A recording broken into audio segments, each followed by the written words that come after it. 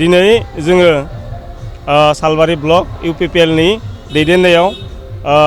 हर हर तिरंगानि जि फोसावथाय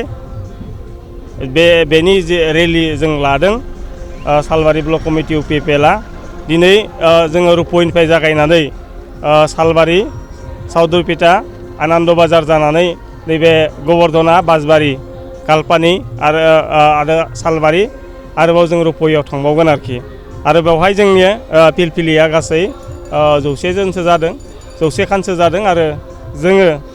सालबारि block committee UPPL सालबारि जिल्ला committee UPPL आरो PCDC नि गासै माने चेयारमेन भाइस चेयारमेनजों लोगोसे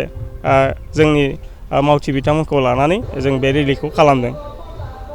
जोंनि जागायनाया रुप'इ PCDC अफिसनिफ्राय जादों रुप'इ खरामारा PCDC निफ्राय आरो बे गिदिंनानै जोबहैनायाबो बेवहायनो जागोन। जोङो नैबे हर हर तिरंगा नैबे सांग्रांथि रेलिनि गेजेरजों रायजोनो बेखौनो मेसेज होनो नागिरगोन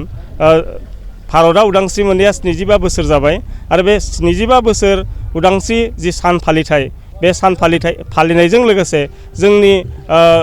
फैबाय थानाय इयुन जोलैया जाहाथे जोंनि भारत हादोरनि